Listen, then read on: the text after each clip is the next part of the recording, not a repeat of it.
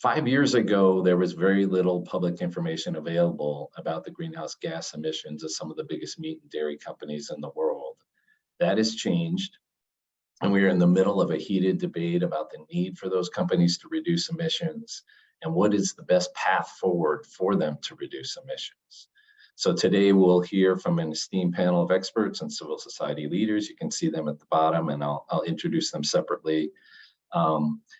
They've been working on different aspects of this challenge. We'll hear from each of them, and then we'll take questions from those of you on this webinar at the end. I'm going to turn it over now to Shefali Sharma to provide some context and really to review this Emissions Impossible series. Shefali is the director of the Institute for Agriculture and Trade Policy's European office, based in Berlin. From the global production of feed grains to meat processing and retail, her publications in the past decade have focused on the economic, social, and environmental impacts of the global meat and dairy industries. Shefali, take it away.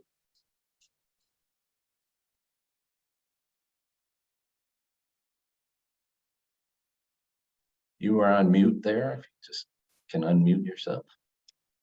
Thanks. I'd just like to share my screen quickly and get started. Thanks, everyone. Yeah, so as Ben explained, we have done a series of 4 reports. You can see them here. The first one was published with Grain in 2018, called Emissions Impossible, How Big Meat and Dairy Are Heating Up the Planet. And so we call this our Emissions Impossible series, followed by Milking the Planet, which was particularly focused on the dairy industry. Emissions Impossible Europe, that looked at the companies that were headquartered in the EU. And then, and in Europe, Nestle was part of it. And then Emissions Impossible, the methane edition that we did with Changing Markets Foundation. And both speakers from Grain and Changing Markets are on this webinar today. I'm excited to talk about this. This has been 5 years of dedicated work, really digging into the meat and dairy industries, their emissions, and the challenge of actually trying to calculate their emissions, figuring out what kind of data they have and reporting that they do. This is still not easy after 5 years, but I'd go into some of the key findings. I'd also share that together these reports have been covered in 78 countries and over 1,300 media outlets, big and small, with over 6 trillion social media impressions. So clearly there's a hunger and need for this kind of information, and different groups have picked it up and done different things with the kind of information that we have. So we're proud to share some of the key findings. So this was the first report that we did with Grain. Grain helped develop the methodology, which I'll come to later, for calculating these emissions. And one of our big aims when we started out is to really put the scrutiny on these companies like the fossil fuel companies have been. So what did these companies know about their climate emissions? They knew, at least since 2006, that they're a major contributor to climate change, since livestock's long shadow by the FAO. So what did they know, and what did they do about it? These were the 35 companies that we covered. And we said that if they continue to produce in the way that they do, and if we want to reach 1.5C with the limited carbon budget that we have, then they would essentially eat up 1/3 of the carbon budget by 2030 and over 80% of it by 2050. This is the most publicized headline that was published from the report, many newspapers around the world, which was that 5 meat and dairy companies their emissions rival those of Exxon, Shell, or BP, the combined emissions. And I think this is really important to understand, that the scale of their emissions are on par with, even if they're combined, are on par with some major fossil fuel companies or countries. In this case, in 2018, when we published, 20 companies rivaled the emissions of Germany. And this in particular is a passage from our first report, that data on emissions from the largest beef, pork, poultry, and dairy processing corporations is incomplete, mostly incomparable among companies or across years, and in the majority of cases, simply absent. I think this is a challenge that we continue to face throughout the 4 reports and today. We do not have a centralized, independently verified, rigorous and robust way to compare what these companies are doing, how they're reporting their emissions, whether their targets line up. They're apples and oranges in many cases. So as I mentioned, Grain helped develop this methodology. We used emissions factors from the Global Livestock Environmental Assessment Model, or GLEAM, which has regional emissions factors. What we did is we multiplied these emissions factors with the number of heads slaughtered when it comes to meat companies and the amount of milk intake when it comes to dairy companies. Now in 2018, we had industry data of the top 20 pork producers, and we had data that we gathered on beef producers. They stopped publishing that, and it's really challenging to get beef producers and the companies to actually publish their slaughter numbers.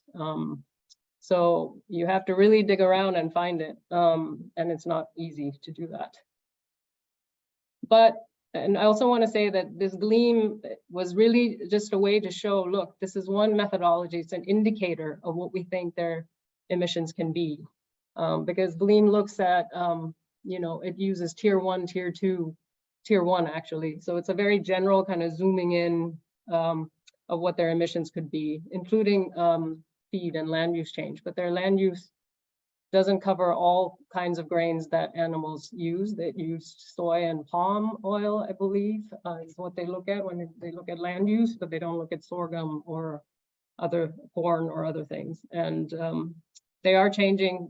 GLEAM is updating its numbers now, but at the time where we used it, it's still the 2010 numbers. And all this to say is that we think it's actually a conservative estimate to use GLEAM, and that we need more precise details about how these companies are producing. But even so, even if we think our numbers are conservative, you can see the difference between what we calculated, say with JBS, and what JBS was reporting back then, and Fonterra or Marfrig, any of these big producers, big changes, and some not, in the case of Friesland Campina. So our second report, which we published in 2020, was about the dairy companies that we looked at. So these were emissions figures that were 2 years later from what we published with Grain. And what we found is that in 2 years, their emissions had increased by 11%.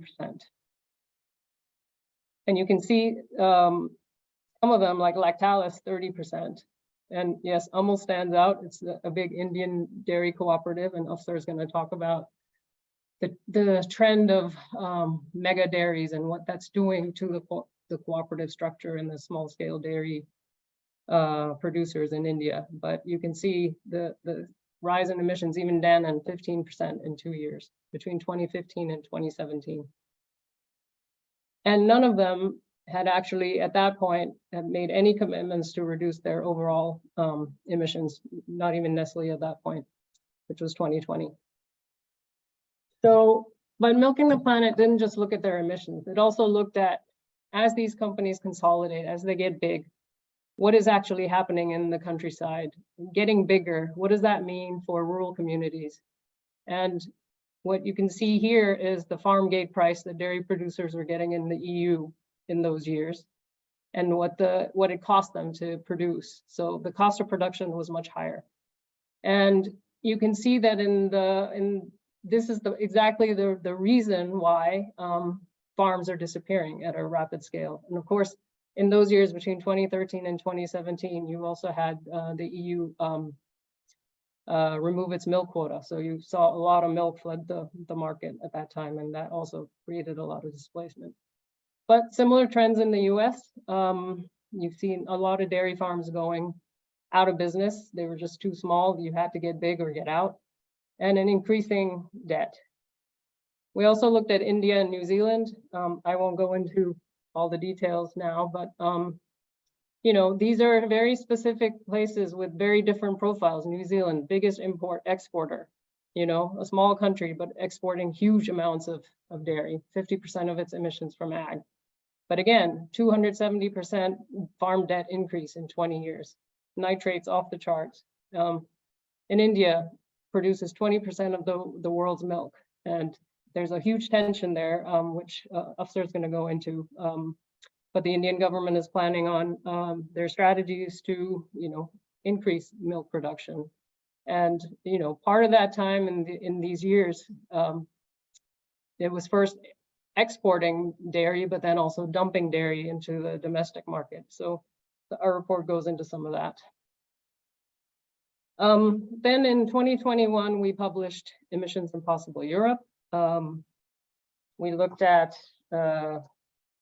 we actually covered the emissions of 35 companies, pork, poultry, dairy, and beef, but we really looked in depth at about 20 companies.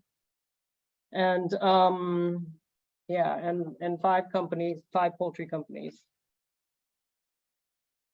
And again, you can see the scale of these companies compared to countries, pretty significant. And the scale of these emissions compared to fossil fuel companies, also pretty significant.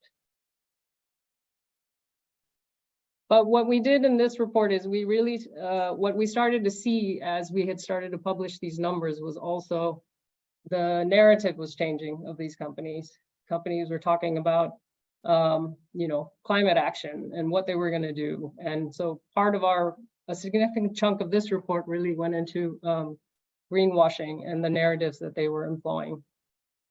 So, for instance, Nestle's target, we looked at Nestle's target, and Nestle had projected, they said, oh, we're going to be reducing by 29% our 29, what are 1 million tons, our emissions, our livestock emissions.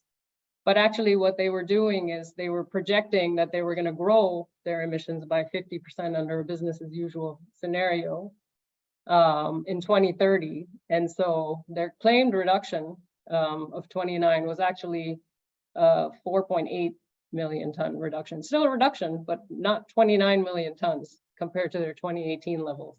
And this is what we're supposed to do, right? We're supposed to reduce from a previous baseline, a 2018 baseline, to say this is how much we cut our emissions by. It's not about we're going to grow this much and then that's what we think we're going to do and then therefore we're going to cut. And we discovered that there are like 5-6 major strategies that companies are beginning to use now. One is co-opting the narrative on regenerative and agroecological agriculture. They're starting to use some of the similar terminologies that we're using in food and farm movements about transitioning to a healthy way of growing and raising animals. Their focus is on emissions per kilo of meat and liter of milk. It's called emissions intensity reduction, which is a good way of saying, look, we're reducing per unit of output, but we don't have to necessarily reduce the total amount of output. And when it comes to the climate, we need to be thinking about absolute emissions and not emissions intensity reduction. Another huge emerging area is the development of and plans to use impermanent soil and grassland carbon offsets to be sold on carbon markets. So for instance, Dannon has its own kind of trading platform, the livelihoods platform, where they're developing credits and selling credits. Utilization of unproven feed additives that claim to reduce methane. Lots of different studies out there about feed additives. Many of them are short-term. It's very hard to really know what the long-term impact is on animals, on humans.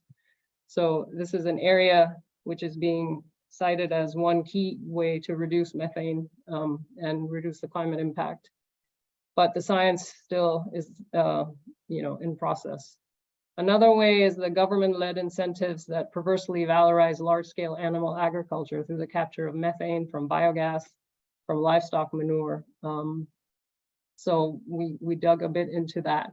You started to see a lot of different partnerships between oil companies and large livestock farms, and for this to be called renewable energy. And so that's highly problematic to be calling factory farm gas renewable energy.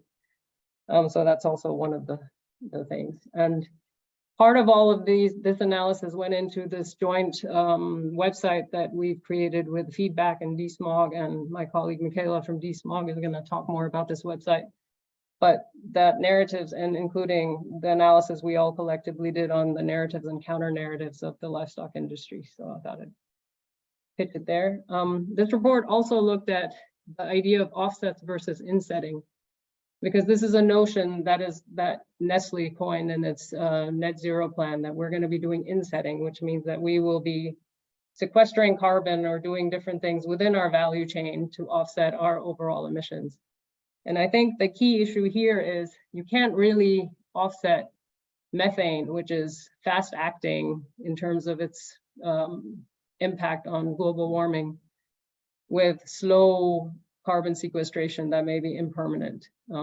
So it's apples and oranges, and whether you call it insetting or offsetting, it's the same thing. You can't really take away the methane emissions that are going to be that really maybe drive us towards tipping points, in that even if they're short-lived, and equate that to a temporary and slow-acting soil carbon. Emissions intensity reduction, again, we looked into this, and this is a graphic that shows that in our report. So, you could have an intensity of 0.75 tons with just one cow, and you're saying, hey, I'm going to reduce my emissions intensity per cow. So, for each liter that I produce, it's 0.5 tons now, but I'm going to produce 3 more tons. So depending on how much more you're producing, you may still get overall larger emissions, which is the point I was trying to make. And I think this graphic tells you pretty clearly how that looks, because the dairy industry, together with the FAO, produced some numbers a few years ago, and we captured that in our report, which says, look, overall production went up between 2005 and 2015 by 30%. Absolute emissions went up by 18%, and emissions intensity reduction, they reduced it by 11%. So even if they reduced their emissions intensity, the overall emissions still went up as long as production goes up. And it's not that many countries that we're talking about. So 86% of all meat and dairy in the EU plus UK comes from 10 European countries. So what would that look like if we were to really reform or, really focus at transforming the livestock sector in the EU? I think that was one of the key issues that we faced in the report too. So I should look and see how we're doing with time. We have the fourth Emissions Impossible is the methane edition that we did with Changing Markets Foundation. And we looked particularly at methane because we now also have a global methane pledge where countries have committed to reduce their emissions by 30% by 2030. So what are meat and dairy companies doing on methane, right? Because the livestock sector is one of the biggest contributors to methane. It's the biggest sector of emissions. And what we found was, once again, staggering. So the combined emissions of methane emissions of 15 meat and dairy companies, 10 dairy, 5 meat companies, really rivaled the overall emissions, or far exceeded Russia's total methane emissions, not just from the livestock sector, and also got pretty close to the EU's overall emissions. So it's pretty staggering findings. And you can see here that the livestock methane also rivals that of different countries. So the blue is enteric fermentation, the red is manure management, and you can see JBS exceeds that of New Zealand, Canada, Germany, or France. And Marfrig is at par with Australia. Tyson is just slightly below the Russian Federation. So these are big numbers with no scrutiny on these companies.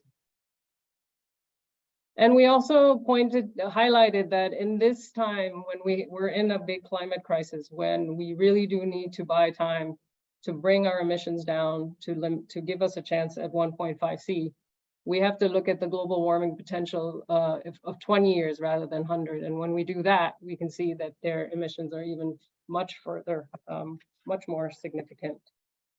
In fact, they comprise nearly half to 3/4 of these companies' total GHG footprint. So without addressing this, we're in big trouble. So 90% of the emissions from all of these companies come from the animals themselves, and this is scope 3 emissions. But many of these companies, starting from our first report down to our last report, really don't have any plans for scope 3 emissions. So I really tried to capture from these 4 reports, like, what do we have? And this brings me back to the apples and oranges and comparable things. And you can see when it comes to scope 3 emissions reporting, you know, in the first report, when we looked at 35 companies, there was maybe 10 reporting it. In Emissions Impossible Europe, we had like 4 companies out of 25 that we looked at were reporting it full scope. You know, and the reporting numbers on the left-hand side should be taken with a grain of salt. Sometimes they're just listing, you know, some emissions. It's really apples and oranges. For the methane report, of course, 0 out of the 15 were reporting methane. And when it comes to climate targets, again, all over the place. More climate targets over the years, more net zero announcements. But when it comes to the 90% of the emissions and absolute reduction targets, really very little, except, you know, like 0 from 2018 to 2020 to 1. Nestle has 1. And now, I guess, since we published the methane edition, we have Danone that's announced a 30% reduction target for their methane emissions. So it brings me to the governance of this. You know, right now we have 2 different processes in the EU and the US in terms of reporting, and it's really targeted at providing information to investors. It's not targeted at emissions reporting because you need a target yourself to reduce emissions.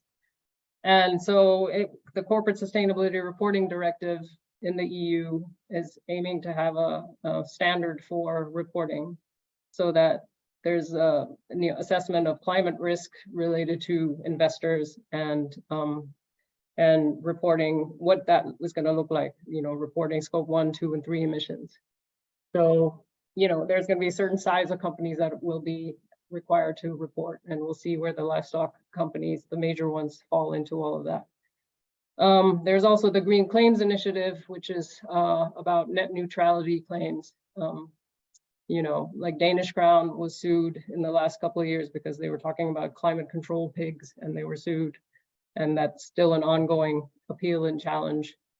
The US also is doing Securities and Exchange Commission rule on climate disclosure, includes scope 1, 2, and 3, again, geared towards investors. And then we have what every meat and dairy company, or many of them, are talking about is the Science-Based Target Initiative and the reporting to the CDP. But the system is essentially based on self-reporting. Independent verification is not really independent. I mean, if you look at the audits that we looked at through these reports, many of them were limited assurance. It would be good to know and get a sense from others, you know, SBTI is in the process of reforming. You know, how does this actually fit into any kind of getting away from apples and oranges approach and genuine verification and accountability of these companies? I'll stop there, I guess. But just as an overall conclusion, there is still a lot of work to be done in terms of holding these companies accountable. We need clear regulations on emissions coming from them, and we need holistic solutions and answers on the transition out of this system, of this mass industrial meat production system, towards one that works for rural communities and our planet.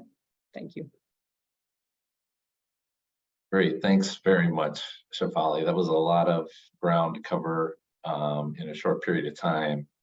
We're now going to turn to Afsar Jafri, who's a researcher in the Asian program with GRAIN. GRAIN does research, analysis, and alliance building to support struggles of small farmers and social movements for community-controlled and biodiversity-based food systems. Afsar has been with GRAIN since January 2019 after working more than 20 years in agriculture and food policy with various civil society organizations in Asia. Afsar, we are seeing big dairy companies pushing their way into India, Pakistan, and Asia generally. What is the importance of small-scale dairy sector in South Asia, and what are some of the concerns people are raising about these big transnational dairy companies? Oops, you are on mute right now. Just kind of. Yeah, thank you, Ben, for giving me this opportunity, and thanks to IATP for including me as panelist in this webinar. As you rightly pointed out, there is, of course, a lot of corporatization is happening in this region in the dairy sector. But it's, dairy is not new to this region. In fact, a lot of population, a huge population of South Asia is involved in dairy sector for a long time. And it is one of, you can say it's the backbone of most of these countries in South Asia. And the dairy is like, or the cattle for these farmers are like, bank account. They whenever they want cash, they can, buy these, they can sell these cattle, and for if there is any emergency or family needs. There's a huge population, as I said. For example, in India alone, there are more than 150 million farmers who are involved in the dairy sector. And most of these farmers are in some kind of a cooperative. There are several hundred cooperatives, dairy cooperatives, or thousands of dairy cooperatives in India. And most of them are led by women farmers, women dairy farmers. Similarly, in Pakistan, we have seen huge population which is involved in the dairy sector. But, there is an important source of income for these farmers. And because they, not only the farmers who own dairy, but also to a lot of vendors or milk women and men who are, buy milk from the farmers and then they sell to the consumers in the urban areas. It's also an important source of livelihood for millions of small traders or processors who bring milk from the farmers and then process it into yogurts, cheese, and other. So, and most of these milk, I would say, are loose milk, especially in Pakistan, or loose milk or fresh milk. And it's not pasteurized still now. But a big change is going to happen soon in Pakistan. And though I will also talk about India later on. But if you see in last 2 decades, there is a, corporatization on the larger scale is happening in the dairy sector, mainly in these 2 countries, in India and Pakistan. Through the greater control of markets and policy making and deceptive marketing, these big dairy businesses are ramping up their consolidation in this sector. Small dairy farms are left with little choice but to either take on debt and grow or die out. That is what is happened in the Western countries. In India and Pakistan, the corporatization of dairy sector is happening quite fast. The dairy corporations typically rely on 2 tactics to steal markets from small-scale dairies. One is to import cheap powdered milk from big surplus producing countries in Europe and North America, or to push for laws and regulations that criminalize small-scale dairies. Big dairy companies use these 2 tactics to take over dairy markets across Asia and the world. In South Asia, it's not different. For example, I'll just tell you, for example, in Pakistan, they have managed to take out the dairy sector from the small-scale dairies. And these big corporations are spending huge amount of money to vilify or to malign the reputation of fresh, loose milk produced by the small-scale farmers.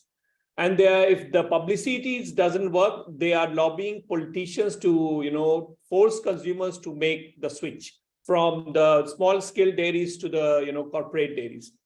And they are influence the Pakistan government to expedite efforts to implement food safety laws to overcome adulteration.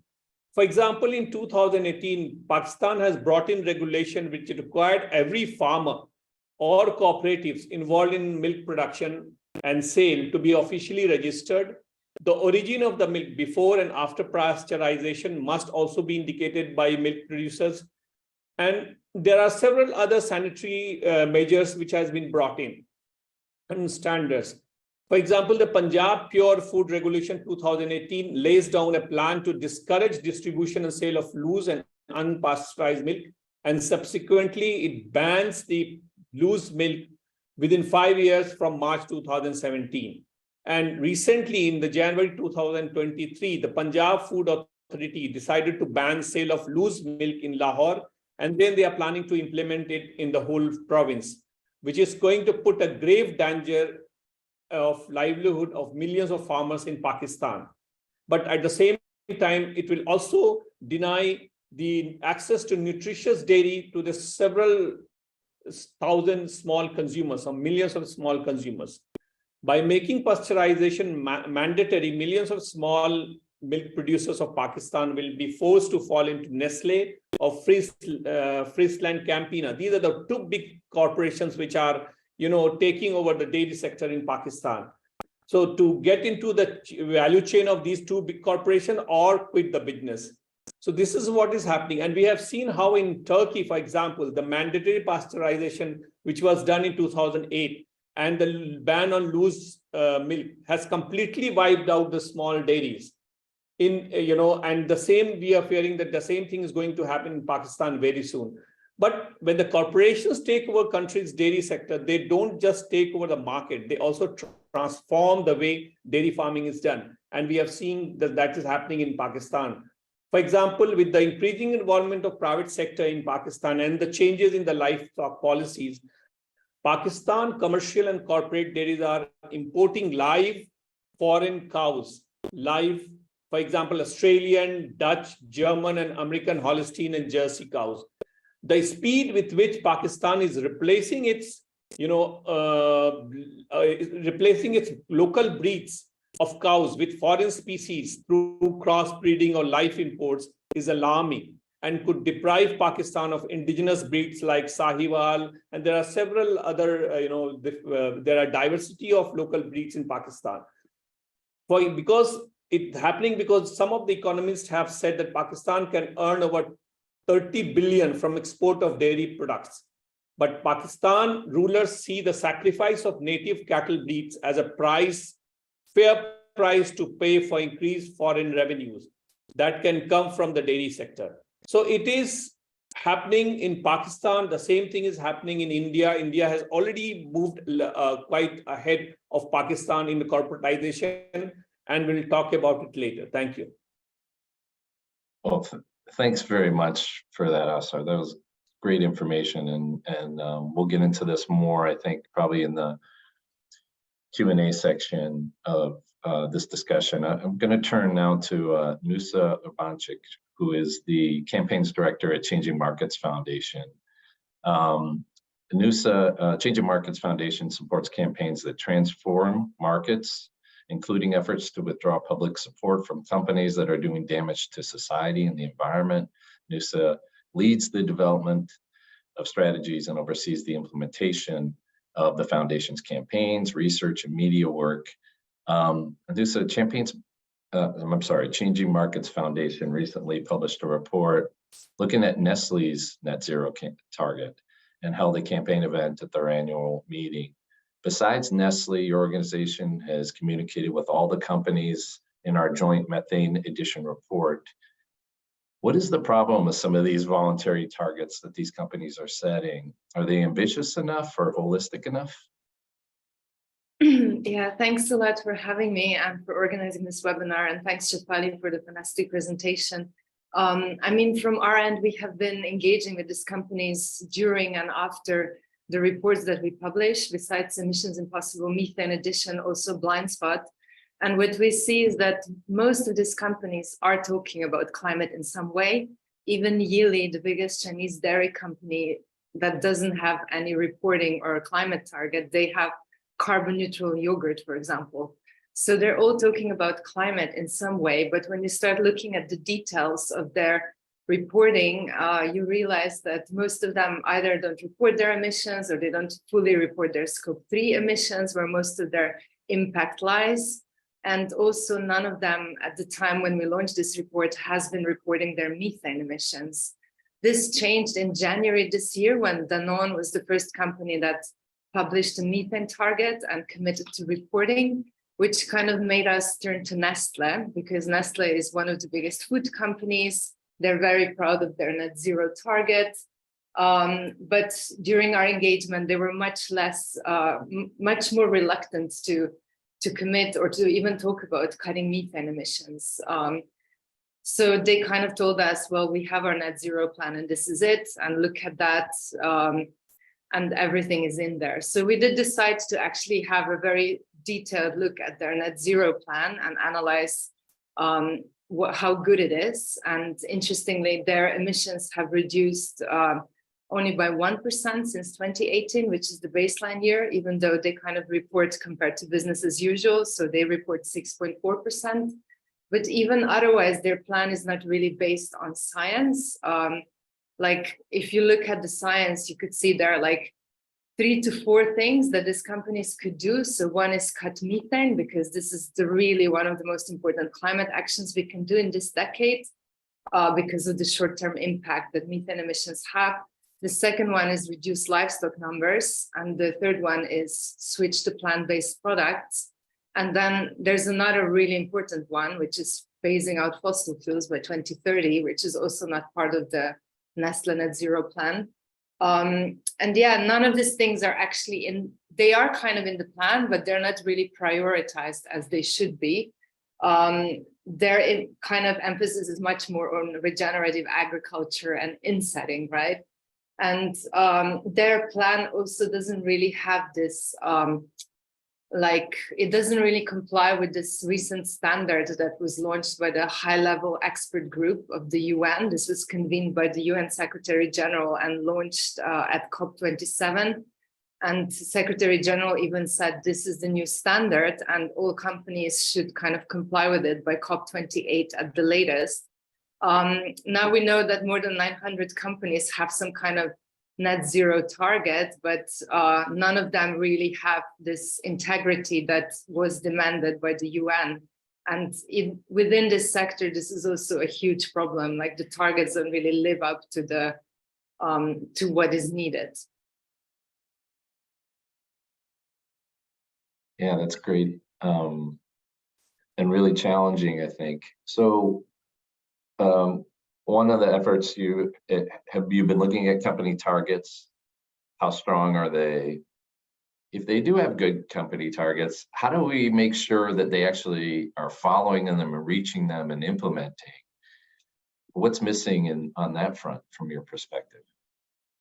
What is really missing is government regulation to level the playing field, because climate emergency is just really, really too important issue to leave that in the voluntary domain of companies, maybe wanting to do that, maybe not, and having very varying levels of ambition and reporting. We really need to have mandatory targets. We need to have verification. We need to have enforcement. We need this to be done by government agencies, and those science must be science-based. Those targets have to be science-based, and they have to be consistent with what is really the most proven actions. Like I was saying, reducing livestock numbers, cutting methane, and switching to plant-based products, but also, regenerative agriculture, which is right now undefined. So companies can pretty much put a list, which is what we also see with Nestle, and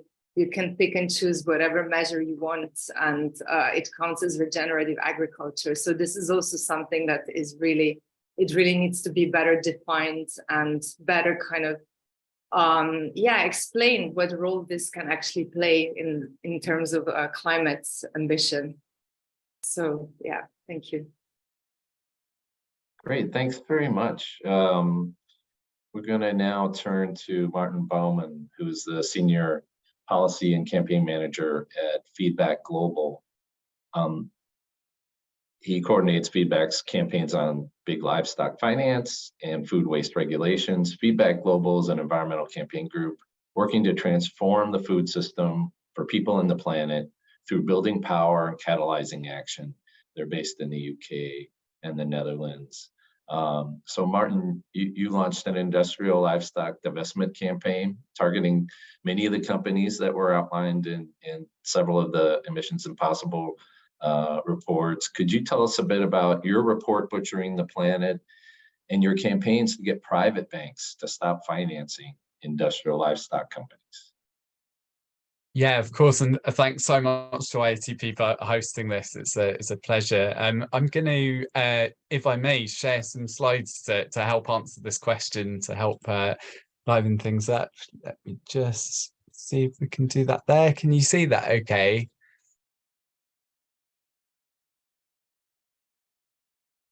Great, fantastic.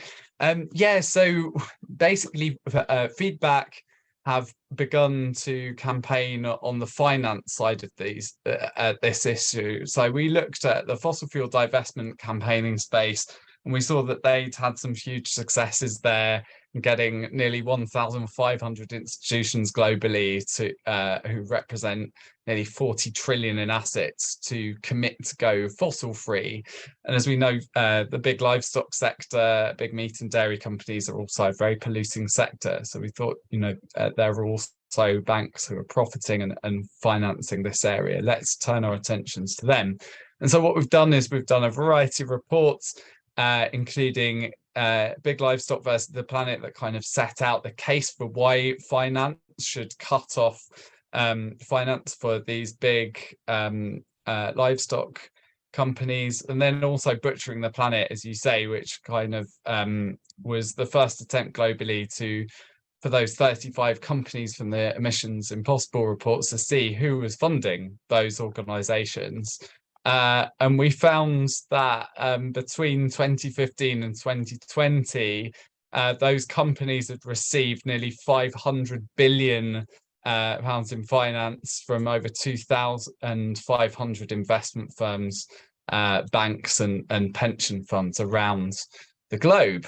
So who are these people who are profiting from big livestock? Well, on the creditor side, so that's like loans and so on, we've got BNP Paribas, Barclays, JP Morgan, Chase, and others. And on the investor side, so this is mainly shareholdings, you've got people like BlackRock, Capital Group, and Vanguard. And our argument, so that you might say, like, why these companies have shares in big livestock companies, why shouldn't they engage with those people that they have shares with to try and reform them? And the reason we're calling for divestment is we think the engagement just doesn't work. So with big meat and dairy companies, their core business is a polluting industry. Most of their revenue will come from mass production of meat and dairy at unsustainable scales, and they'll face losses and stranded assets if that production is reduced. And so they'll fight tooth and nail against that happening. And we see this borne out in practice. As Shefali was mentioning, barely any have targets to reduce meat or dairy production. Where they do invest in plant-based foods, it's usually as a sort of additional add-on that goes alongside increases in livestock production. You can see parallels to this in the way that companies like BP and Shell will put 1-2% of their finance into renewables and then plow on with increasing oil production. And many of them actively lobby against policies to reduce meat production. So our advice is to investors is to save engagement with companies like retailers and caterers who can switch procurement practices, but they're not actually making the meat themselves.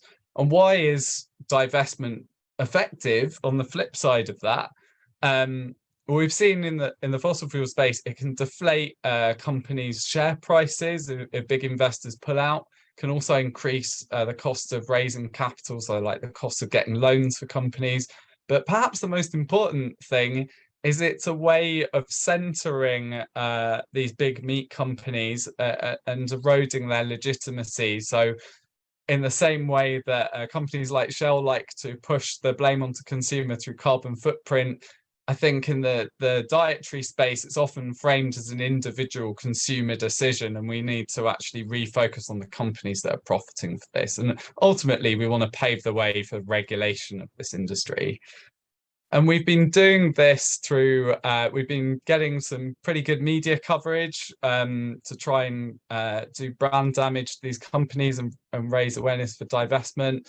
We've been attending annual general meetings of banks like Barclays and HSBC, challenging them on their financing. Our partners in Feedback EU have been challenging Rabobank and getting some great media coverage for that. And we've been working coalition with a bunch of organizations like Banktrack and Mighty Earth as part of the Drop JBS coalition. We released this recent report specifically criticizing Barclays for being the biggest global financer of JBS, the world's biggest meat corporation. We're also, some of our researchers and IATPs indeed, you'll see in this caption, has been picked up by subvertising groups doing brand damage to Barclays for their funding of big meat corporations. And just lastly, to wrap up, there's some positive examples beginning to show of financial institutions divesting. So for instance, Australian Ethical has a policy of not investing in large-scale animal agriculture. Likewise, the Volksbank doesn't do this for issues of food security, climate change, and so on. And there's some other investment firms who have begun to divest from individual companies on climate change grounds. Just really quickly, I'll literally take 10 seconds on this. I wanted to do a heads up about this other report which we did with World Animal Protection, where we figured out the investments that UK local authority pension funds had in some of these big livestock companies as well. And we did an email tool where you could look up how much your local authority pension fund had invested in industrial livestock, and an email action that you could email your councillors to ask them to divest. Thanks so much. Yeah, that's great, Martin. And what about multilateral banks and those kinds of financial institutions? Is that something you're also looking at? Yes, absolutely.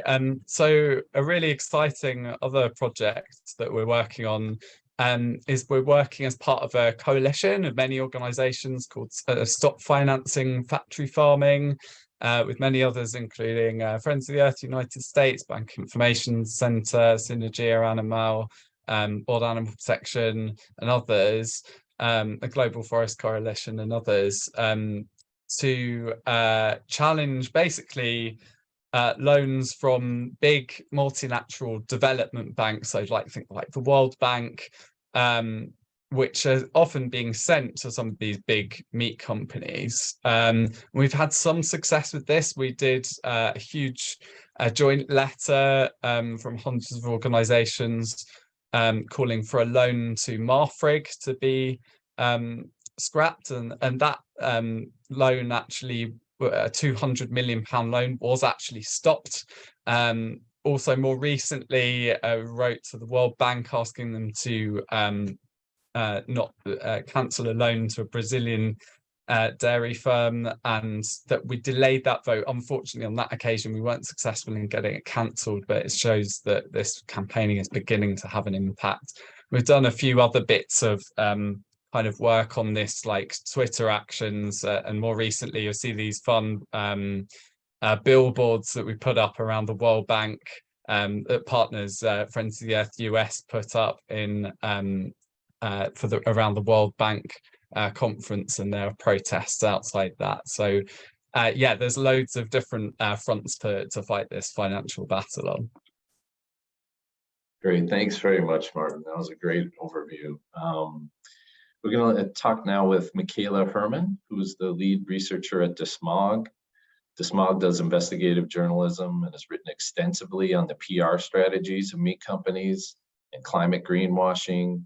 One of their most recent pieces is The Rise of the Climate-Friendly Cow. Michaela oversees the UK team's special research projects with particular focus on agribusiness and the livestock sector. Michaela, could you share some of your insights about how the meat companies' narrative is shifting as they face more scrutiny over their climate emissions? Yes, and thank you, Ben, and thank you, IATP, for organizing this and inviting me to be part of a panel with a lot of really smart people who've been working hard on this and have done a lot of the groundwork to make this more interesting and relevant in the media. I would say a couple of things before I exactly answer that question. I would say, as Shefali highlighted, this can be a really technical field, as anybody from IATP or Changing Markets can tell you. It's really hard to crunch these numbers, in large part because it's hard to even get the right data. So it can be hard to hold companies accountable in the first place. I would also say that these big titans in the industry really benefit from the fact that this is a complicated story. It's not quite as clear-cut as fossil fuels. It's not quite as clear-cut as big tobacco when it comes to nutrition questions around meat and dairy, access to meat and dairy around the world, and sort of the justice issues of who is eating so much of these products. So I think that companies really benefit from the fact this is a difficult story to tell to audiences. And I would say that a couple of the narratives I explored in the climate friendly cow story was that companies really pick up on terms like climate smart, climate friendly, carbon neutral, climate neutral, a lot of terms that don't have agreed upon definitions and certainly not regulated definitions. As Shefali highlighted, they also will use terms like regenerative agriculture, and that can just make things really confusing for consumers, journalists, governments who are looking at regulating this stuff. So even the language that happens in this area is just really confusing a lot of the time. And not everybody has the same luxury of time like a journalist or a researcher who can really parse these things for themselves. I would say that these companies also partner up with PR companies, some more recently, and some PR firms and operators have been in this space for a long time. Some of them have even come over from the tobacco and fossil fuel PR wars of years past. And these campaigns really remind people that meat and dairy are critical parts of a balanced diet. I put those in quotes because those are things, obviously, that some people disagree with here and elsewhere. And I would say that GWP star is another very niche issue that comes up in this space. So you've got companies advocating for a new way to calculate basically the industry's climate impact. So it basically devalues the role of methane in these companies like climate emissions calculations because it's a short-lived greenhouse gas. So it's a way that they're advocating to even just change the way that these metrics are calculated that would make their impact look less large than it actually is. And I would say something that the industry doesn't really touch is the idea that consumers could really play a role in changing the industry or downsizing the industry. So somebody pointed out in the Q&A that this idea that meat demand is going to just keep growing is sort of taken as a given by everybody in this space, often by journalists, by governments, by activists even who are advocating the opposite. And the industry really banks on that being taken as a given, that meat industry is going to have to fulfill this demand, but that demand does not come from nowhere. I would also say, as Shefali talked about, the big greenwash livestock project, which was between us and IATP and feedback. We looked at a few key tactics that the industry uses. So creative accounting is one, so poor data, they don't even track things and they often don't even share them. They use or sell offsets. So this is something I, as a journalist, hope to look into more in the future, but how agriculture companies are starting to sell offsets to other companies and make themselves look like more of a climate solution than maybe they actually should. There's also techno fixes, so things like biogas digesters, which were mentioned, which can be very expensive and are not probably going to be implemented at every dairy all over the earth. Methane additives, which someone else asked about in the Q&A and I addressed. So these are basically additives that can bring down the amount of methane in particular that comes out of a ruminant's digestive system. A lot of these stories get reported on in the media with a lot of optimism or just a bit of like wide-eyed hope, I think. And while they are important like technological leaps, I think it's important to remember that the scale of the industry really challenges how much additives to feed can really address. And then also downplaying the climate impact. I would say I see this more from people around the industry rather than companies themselves. But basically people saying, especially some industry-friendly scientists, that fossil fuels are the real problem when it comes to climate. Fossil fuels are obviously a huge problem when it comes to climate, but the size and scale and impact of meat and dairy is obviously a huge climate issue as well. And we don't need to choose between addressing one or the other. And then finally on this, I'll say that the industry is very good at storytelling. So posing farming as a family value. They also are starting to partner with influencers and run campaigns targeted more at Gen Z, for example, who is notoriously a fairly climate conscious generation. So they're really partnering with PR firms to advance storytelling, which they are already pretty good at. Thanks, Michaela. That's a great rundown. So what should journalists be thinking about when they cover these issues? A lot of them maybe aren't as familiar with agriculture and some of the complexities you talked about. What are some kind of questions or things they should be thinking about when they are writing about it?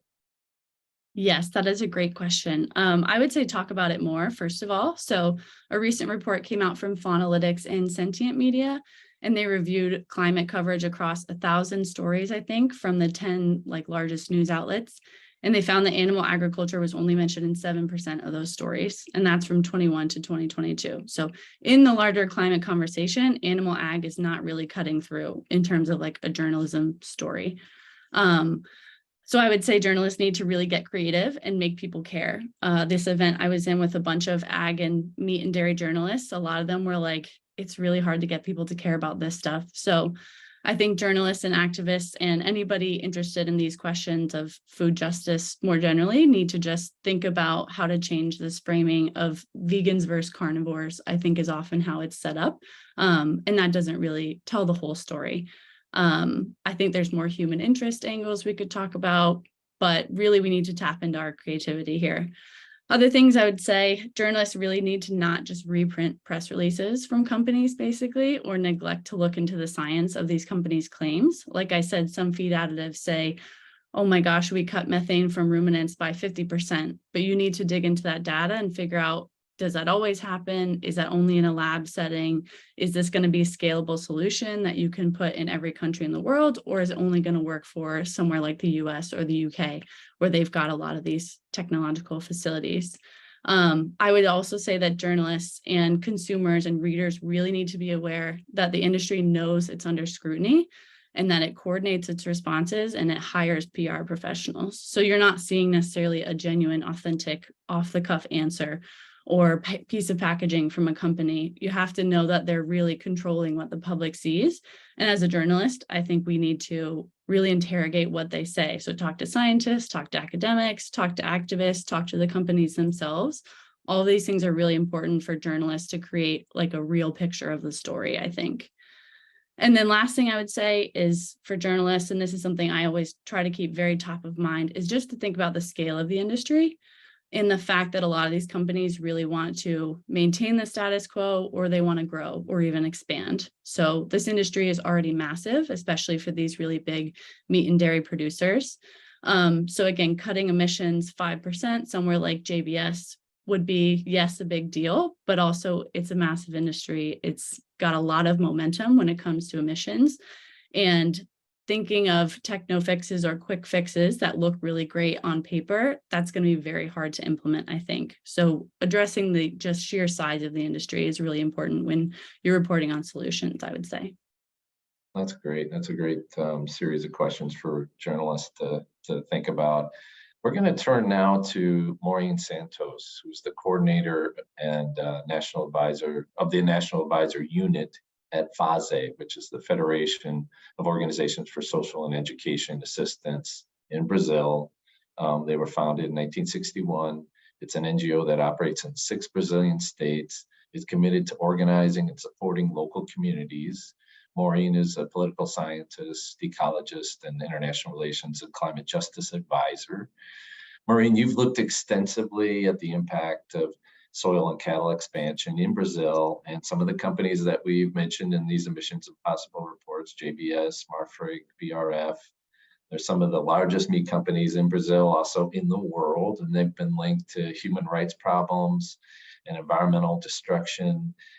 I'm wondering about what kind of scrutiny they are facing in Brazil, particularly like JBS, over deforestation and human rights. And is that changing under the new government?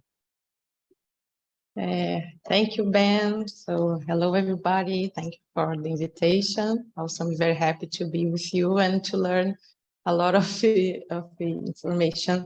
It was a very great presentations for my colleagues. Yeah, we have this different moment, and I'm, of course, like a lot of other Brazilians, I'm very happy to their democracy.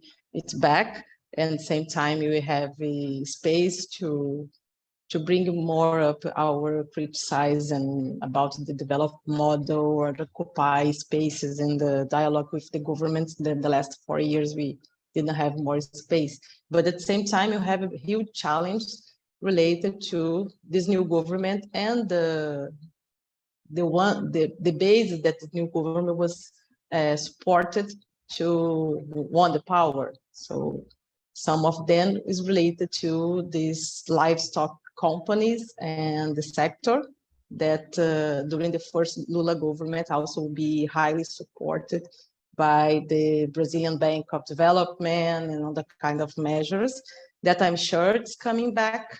Like when you saw the list of the delegates that follow the companies, not the corporates, sector, private sector, CEOs or other representatives of companies that follow the delegation, the official delegation led by Lula in China, you saw JBS family company participating in that, and also in other places. So it shows that there is a very connected, again, perspective to support not only the reindustrialization of Brazil, that lost a lot in the last decade, but at the same time, this alliance is also probably is bringing back.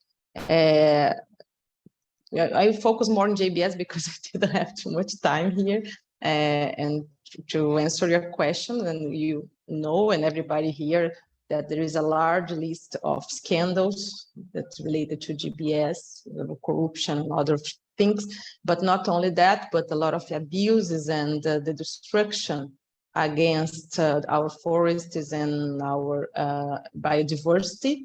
At the same time, even that, the related of the deforestation, like the report published by Might Earth that identifies 68 cases of deforestation linked to GBF beef supply chain, including overlap in indigenous land by some agribusiness farm.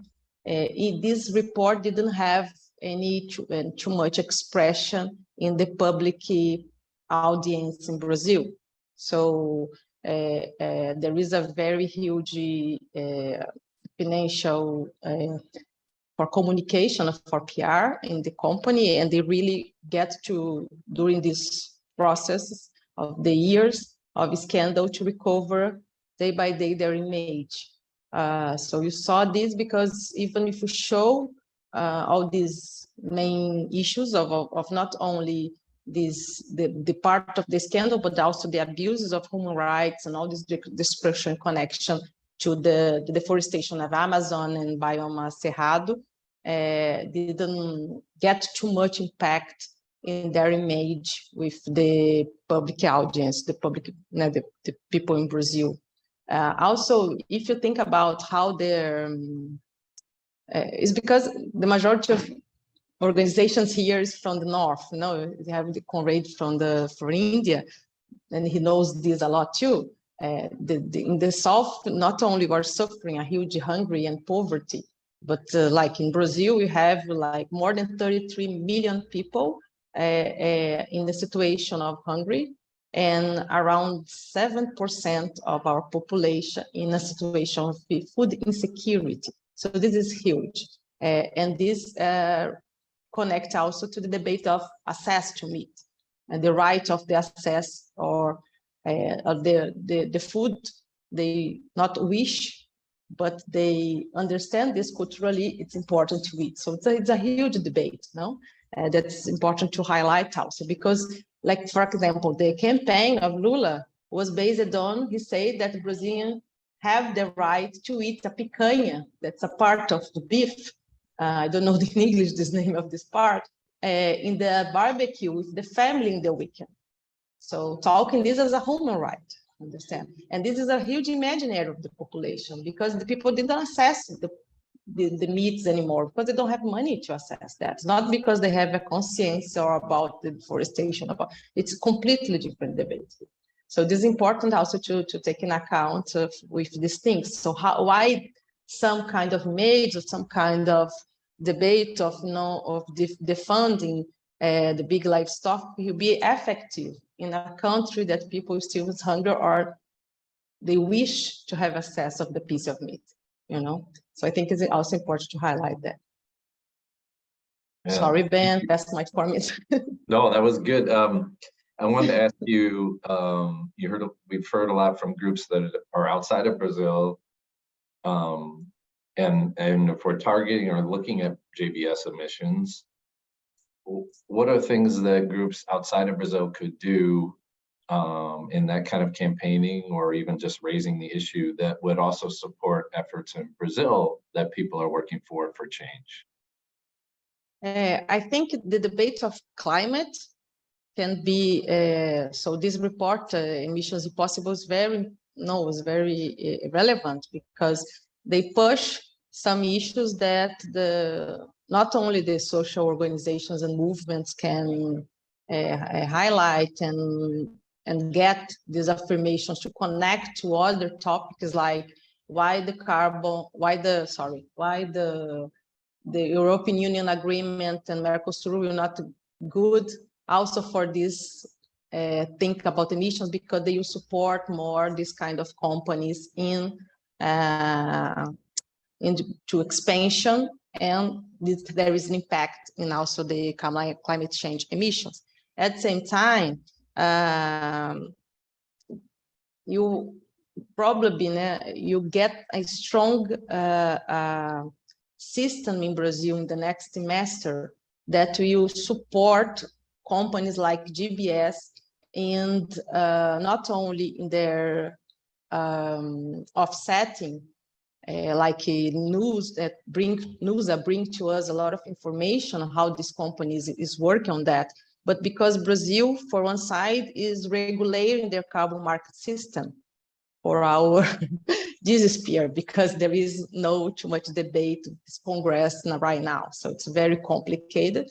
They just passed a law that opened the way for carbon offsets, carbon forest offsets inside of the unities, conservation units. That's a huge big problem that will be, because this is a kind of privatization also for government laws, land, because it's a conservation unit. First, it's not an empty place. There is indigenous people, the traditional community inside, but at the same time, it's a government land. So there is, for one hand, there is this issue. For other hand, Brazil also will launch in a financial market their first, they are calling that, sustainable bonds in the second semester. So as JBS, it was the first livestock company that launched their green bonds in the European market. After that, all the others also did. There is also a kind of expertise in this kind of market, so they probably will be very benefited by this Brazilian sustainable bonds. So we don't know really where this money will be applied. What we know is that Brazil also, as like other countries in Latin America, start to get climate debts in these issues to support this kind of companies that's deforestate and create a lot of troubles in our biomes. Thank you, Maureen. That's really interesting and really important for everyone to understand. I think we're going to shift to Q&A now. We have some time and we got a lot of questions in the Q&A. So I don't know. Yeah, here we go. We're going to kind of show everyone on screen. I'm going to maybe ask two questions from two, and we can go around a little bit. The first question from Kate Anderson: could presenters share what they see are the top solutions to greenhouse gas emissions from animal agriculture. So what are just the top things that you're zeroing in on? And then Tess Stornfield is asking, basically saying, CAFOs aren't going to go away overnight. Is it possible to promote methane capture in an interim way? Any examples of ways policy could be structured? So if you have a take on biogas and methane capture, you can throw that in there too. So what are some of the top things that you think need to be done? Maybe we'll start with Shefali. Sorry, Ben. So the first question was top things to reduce emissions. I think I wrote in some, thanks for all the very challenging and long questions. I hope we can come back to them even if we can't answer all of them now. What can be done? Yeah, I mean, there's no quick fixes, one, but I think there's a couple of things, right? One, the governance of these companies, as I indicated through these things, is severely lacking. We have private initiatives, we have self-reporting, and all of that really needs to change.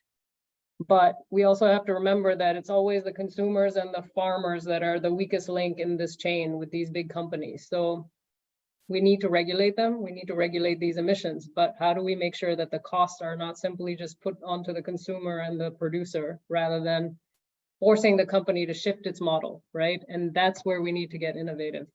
I just found out that Spain has just enacted either a bill or a law that is saying that companies have to pay producers their cost of production. That's not in itself going to solve that problem, obviously, because you need regulations. Along with that, you need regulations on the pollutants. But it shouldn't just be up to the governments to bail to foot that cost, and it shouldn't also be the producers who are tied into these big chains, who are actually price takers, who have to do this. The money has to come from the companies.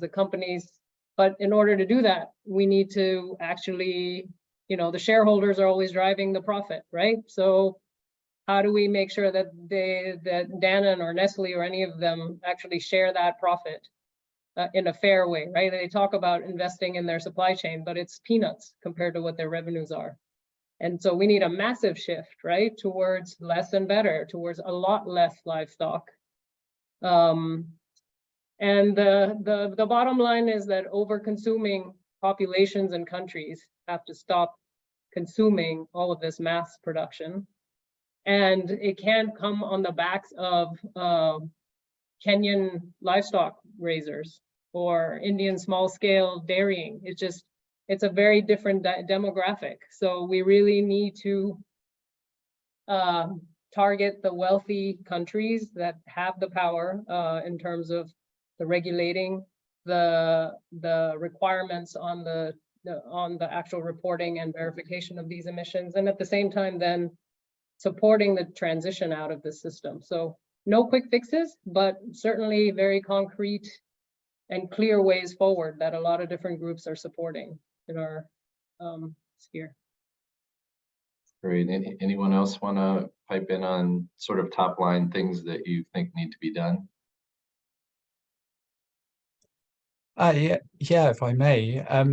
Yeah, I mean, I think the most important thing is a global shift to lower production and consumption of meat and dairy, right? The complication is how we get there.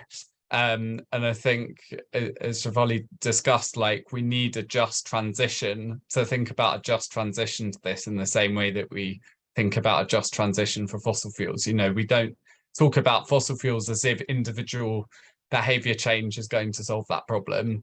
And we shouldn't for meat and dairy either. We need to take a holistic view, and that involves everything from redesigning the food environments in which consumers make decisions to make it easier to choose non-meat options and shift to lower meat diets, through like public procurement in schools and hospitals. It also involves the production side. So, currently a hugely disproportionate amount of farming subsidies in the global north go to livestock, even though it produces a minority of calories and protein. And a lot of livestock producers aren't really viable without subsidies. We could we could redirect those subsidies to lower, more sustainable plant-based production, and if we design that in a socially just way, we should be, you know, retraining farmers, doing retirement schemes for people who are reaching the end of their careers, training up new entrants into new industries, and handling this in the same way that we would do the oil and gas sector. Like, we don't abandon the people whose jobs rely on oil and gas. We retrain them into renewables industries. And that doesn't mean there's no role for meat and dairy, but I think the science is indisputable that to stay within planetary boundaries, we need to dramatically shrink the production of meat and dairy to a more sustainable scale. Afsar? Yeah, I think one important step which the European or the developed countries should be taking is to, when they negotiate a trade agreement with countries like India or Bangladesh or Pakistan, they shouldn't push for the dairy sector. They shouldn't push for market access in the dairy sector. What is actually happening in, for example, in India or Bangladesh or Pakistan, all these big developed countries like Europe or EFTA countries, or for that matter, Australia, New Zealand, Canada, when they are negotiating FTAs with countries like India and Bangladesh and Pakistan, they are pushing for market access in the dairy sector. We are already seeing a big corporatization of dairy and livestock sector in this country. Now, with these FTAs, obviously the emission in developed countries might lower down because there is lots of campaigns is happening. But in this part of the world, the emission is definitely going to rise up because all these companies are interested to set up their big corporations, dairy corporations in this part of the world. Thanks for that. We got a lot of questions, so I'm just going to kind of keep moving. We got a good question from Dennis Olson, pretty complex about a just transition.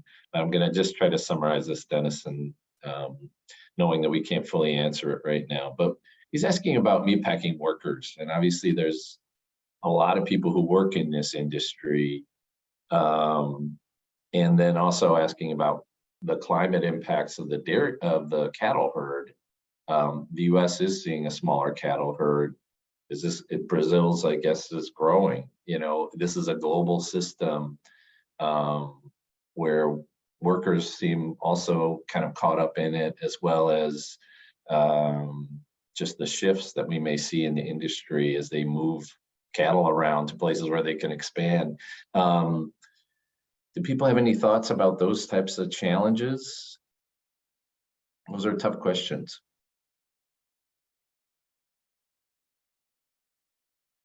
Maybe while others are thinking about it, I mean, I almost wrote to you, Dennis.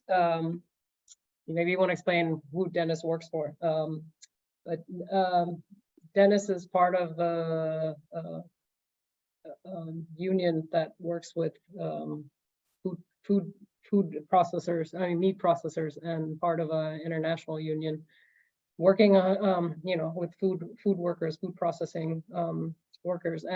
And actually, I was going to ask Dennis, you guys have actually worked on the just transition for workers in this sector, so it would be great to hear some thoughts about what you have. But I also feel like you could have an entire webinar just on this idea, both of the leakage, like if you have reduced herds here and then you're importing a lot more from Brazil, from JBS, and JBS is both in the US and Brazil. And also this argument that, shouldn't we be producing more where we're producing more efficiently as opposed to, say, Kenya or elsewhere.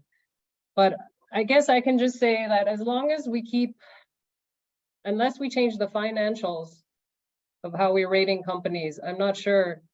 It's not like they're producing more because they're producing more efficiently, right? They're trying to game that system now and saying we get credit for producing even more efficiently, and we're making those changes, but no government policy or campaigning efforts actually, there's different campaigning efforts, but ultimately we need to reduce the amount that these companies are producing, period, right? And we need to factor in the social and livelihood dynamics in each of the regions where this is happening. So we can't look at it in a vacuum. where that we're just like talking about greenhouse gases and therefore the numbers have to come down. Because right now what's happening under the whole methane reduction thing is that companies are saying, well, we need to intensify production in Kenya and Uganda, and we need public funds from the Green Climate Fund to intensify dairying there.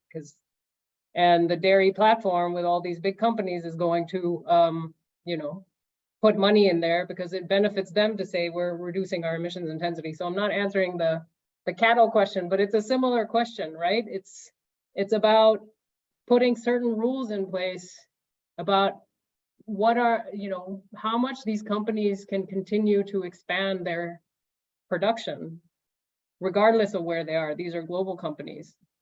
That's the challenge that we face. So I have no easy answers for you right now, Dennis, other than to say we need a roundtable to discuss a lot of these questions because they're quite complicated. But that we need to factor in livelihoods with the idea that this way of producing is unsustainable and we have to regulate it. And the cost of doing business this way has to be regulated.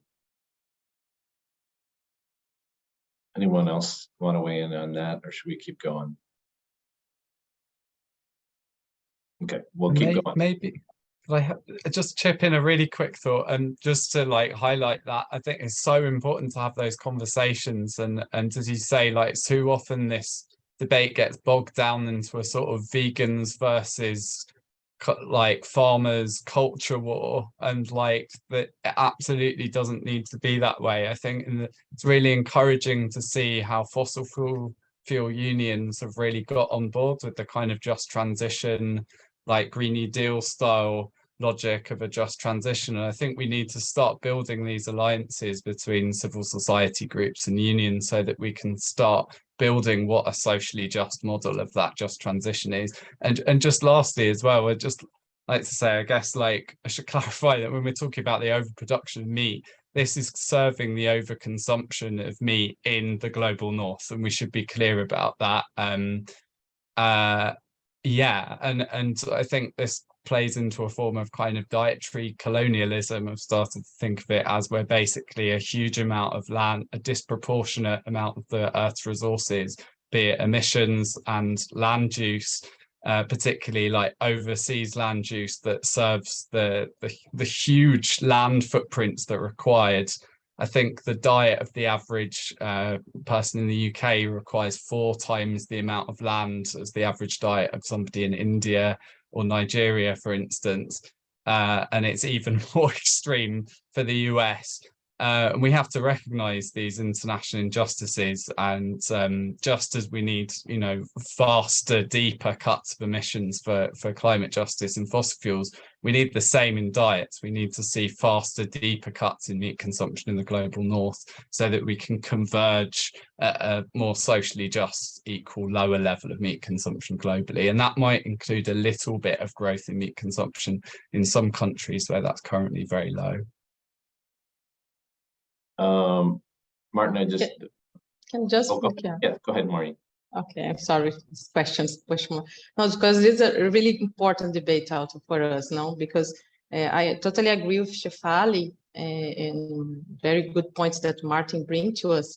At the same time, you really need to debate in the short term, how can you deal with these big issues that's related to not only the just transition, but how this big impact of companies like JBS in the workers. I remember the workshop that I participated in Pocântico that IATP organized, and when I talk about how much impact of JBS, the way they treat their workers in Brazil, and in the interval, a colleague that is from the union of JBS inside of the company that he works in US, he comes and say, "Oh my God, don't look like we're talking about the same company." Because here, JBS is one of the best ones to treat the workers. They give health plan, they have this, have that, have that. And you see how is the double standard also, no? So depends of the country they act, how they deal with that. And at the same time here, we still have a contemporary slavery and a lot of denuncias against JBS. So how you fix no, these things related to this debate of the just transition. At the same time, there is so much alternatives for a transformative word that you also have to connect to this debate. So how can a long term, and Martin bring us a lot of issues that how can we first equilibrate more this both situation in the world, but how you think about the transformation of food system, no? Not only the decentralized food system, but to have access for food sovereignty to everybody, but bringing these topics that it's connected to the world we want to live and how the planet that we have, all the resources. So also this is very, it's not a debate that it's very massified in Brazil, but it's very also, it's a middle class debate, because you always also have a debate that is related to gender, that's related to ethnic, that's related to a race. That's also important to put in the table, no? So. Thank you, Maureen. Yeah, that's great. We're kind of running up to time here. I'm gonna ask one more question. I think I'm gonna direct it to Michaela and Nusa, and then we'll wrap up. It's from Michael Rice at Client Earth, and he's curious about how we can deal with the counter narrative about access to affordable food and higher consumer costs caused by sustainable production practices. How do we counter that? And he's just specifically asking about the EU Sustainable Food Systems Framework Law, but in general, your thoughts on that would be great. Yeah, no, that's a very good question. Like, the way we talk about it is that we are going to face a lot of disruptions, and they're already happening at a much higher level than what we thought would be happening in the 2023, right? We've seen disruption in the UK where I live. There were no tomatoes, cucumbers available to buy in the supermarket, and that happened because of climate change. And this is something that will increase the prices of our food and will increase the availability, and also, the farmers, what they can produce, how they deal with issues like water scarcity and stuff like that. So the way we talk about it is kind of transformation is inevitable, right? The price impact that we're seeing now is just the beginning. So it's better to kind of shift now to more sustainable production systems and try to incorporate that through policy, through companies. They're also feeling those disruptions, right? So they have to start investing into farmers, have more kind of stable supplier relationships, and they are starting to realize that already and supporting them in making those transitions, which is not just mitigation, but also emissions reductions.